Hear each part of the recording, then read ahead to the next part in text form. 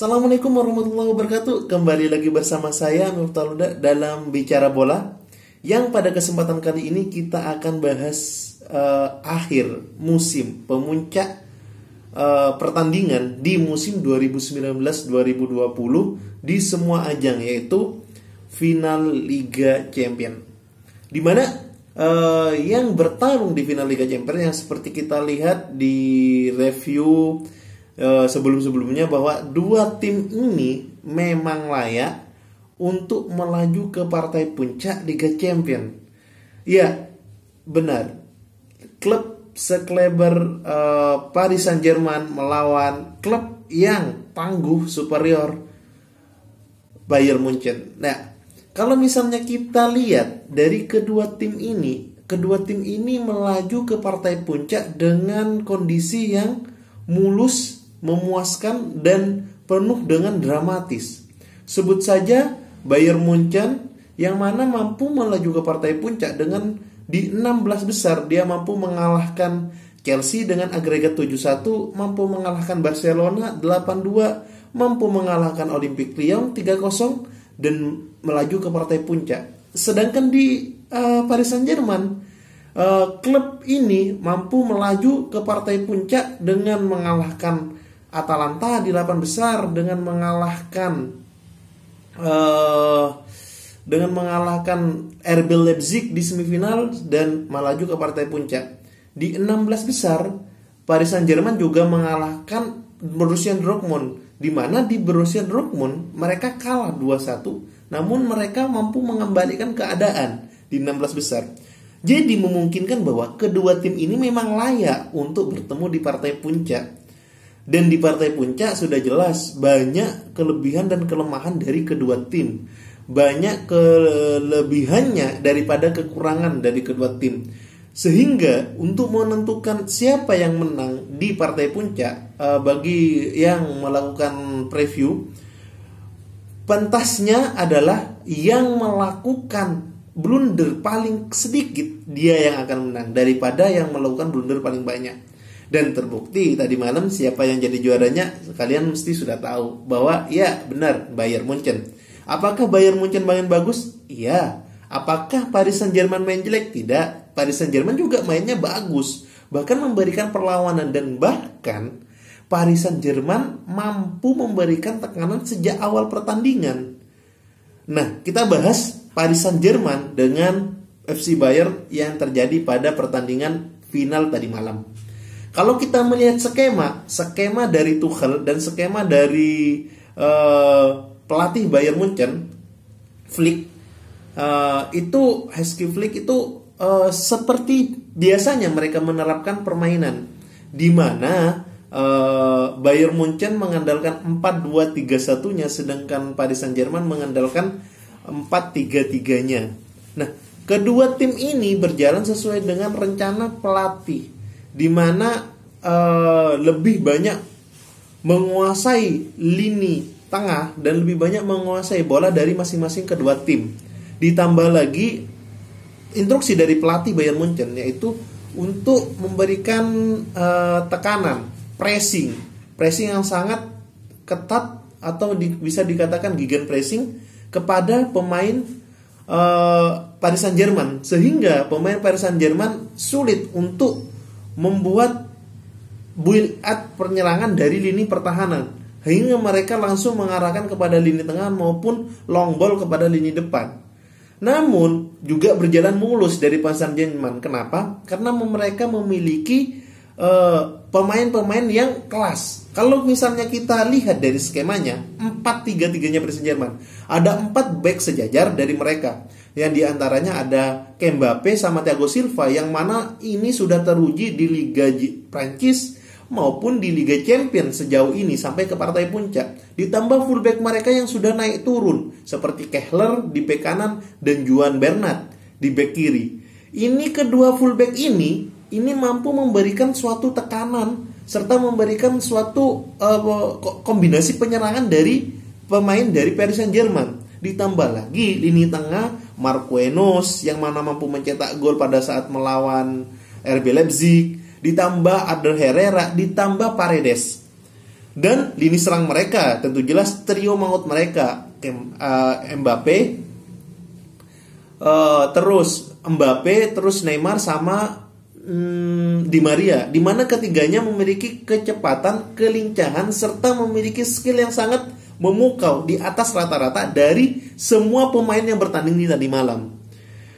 Sedangkan di Bayern Munchen mereka juga punya skuad yang sangat dalam dan skuad yang sangat memukai dalam pertandingan. Sebut saja kiper mereka. Kiper mereka adalah Emmanuel Neuer. Neuer ini merupakan pemain yang mana pernah menjuarai Liga Champions di musim 2011-2012. Ditambah lagi dua pemain lainnya, Jeremy Boateng sama Thomas Muller. Ketiga pemain ini memiliki pengalaman yang mana mampu meraih juara. Kalau misalnya kita lihat skemanya 4-2-3-1 dengan Jeremy Boateng dan David Alaba di lini pertahanan, ditambah fullback yang sangat cepat Kimmich dan Alphonso Davies, ditambah dua gelandang Goretzka dan Thiago Alcantara.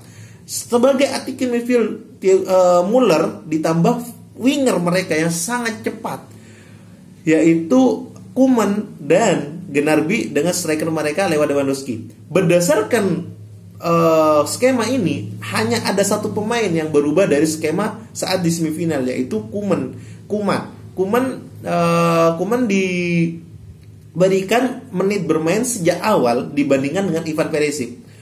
Sebagai pengamat sepak bola paham bahwa ada hal unik ketika Koeman ditunjuk sebagai starting line up. Kenapa?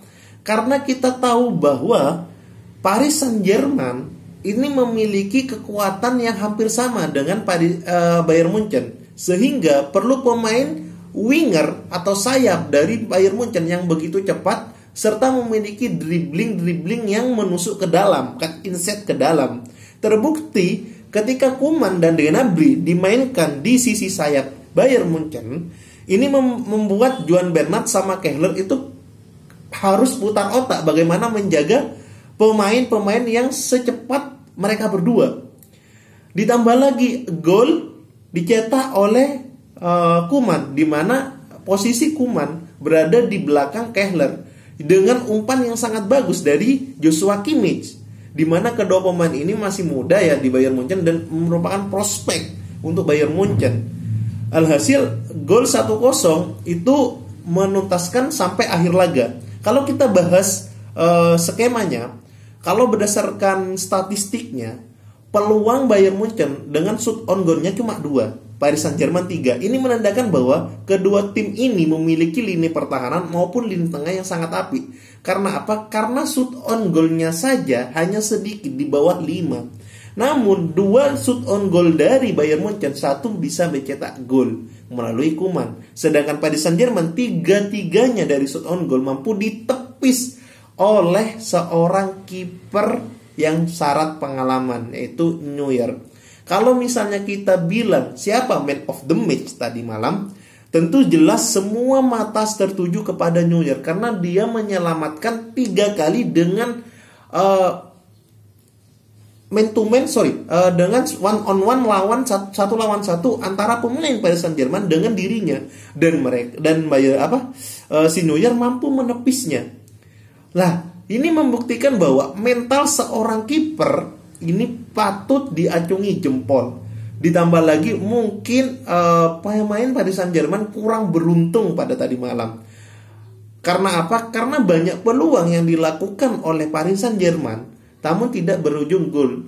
Sesekali ditepis oleh kiper dan banyak dipatahkan oleh lini pertahanan dari Bayern Munchen. Apakah Bayern Munchen pertahanannya bagus?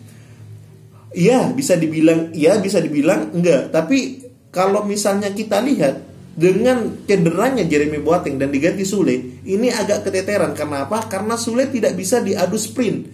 Karena Sule tidak bisa untuk diajak berlari dari pemain-pemain lawan. Beda kalau David Alaba masih bisa untuk diajak lari. Namun ternyata pesimis dari seorang saya sebagai komentator bola ini melihat bahwa Sule ini memiliki kelebihan di mana bola-bola atas yang diberikan oleh pemain Paris Saint-Germain mampu dipatahkan oleh Sule. Sehingga Sule merupakan pemain yang cukup menghalau bola lebih banyak daripada David Alaba. Ditambah lagi pemain Paris Saint-Germain dari segi penyerangan mereka banyak kehilangan bola yang pertama. Terus mereka banyak melakukan pelanggaran-pelanggaran yang tidak harus dilakukan.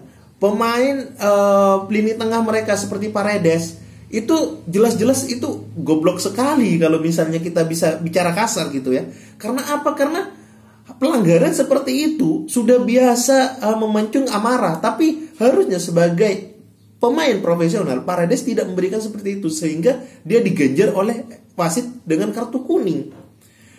Dan ditambah lagi banyak penyerangan-penyerangan dari Paris Saint-Germain di sepertiga lawan. Ini seakan-akan kurang kreativitas karena praktis hanya 3 pemain di sana. Ada Neymar, ada Mbappe, sama ada Di Maria, dimana ketika ketiganya sudah di pressing, udah berhenti, kelar. Mereka kurang ada 1-2 one two pass dari 1-2 pemain, tidak ada di situ. Kalau di Paris Saint-Germain, kalau di Bayern Munchen mereka mengandalkan pressing sehingga di lini pertahanan bedanya di situ. Sepertiga lini pertahanan ketika menyerang, sepertiga pertahanan lawan ketika diserang, bedanya adalah Bayern Munchen lebih kepada pressing sehingga sulit untuk build up penyerangan dari lini bawah Paris Saint-Germain. Namun ketika sepertiga penyerangan di Bayern Munchen disasar oleh Paris Saint-Germain, mereka mampu mengalahkan pemain-pemain lincah dari Paris Saint-Germain sehingga Bayern Munchen lebih kokoh pertahanannya dibanding pemain-pemain dari Paris Saint-Germain. Untuk segi taktik tentu jelas Tuchel dan pelatih dari Bayern Munchen, Flick pelatih dari Bayern Munchen ini memiliki taktik yang memukau, taktik yang memberikan efek permainan yang sangat indah. Dan tentu jelas siapapun yang memiliki kekurangan atau small detailnya itu, kekurangan dari timnya itu mampu meraih kemenangan. Alhasil Paris Saint-Germain kurang begitu bagus sehingga dia teledor dan memberikan 1 gol kepada Bayern Munchen, dan Bayern Munchen menjadi juara di final Liga Champions musim ini. Sekali lagi selamat Bayern Munchen karena sudah menjadi juara, dan hebatnya lagi Bayern Munchen adalah tim di musim ini di Liga Champions tidak terkalahkan, bahkan menang terus. Unbeaten of the season, unbeaten in the tournament. Selamat kepada Bayern Munchen, championis. Mungkin kita akan bertemu di liga-liga yang akan kita review selanjutnya. See you guys.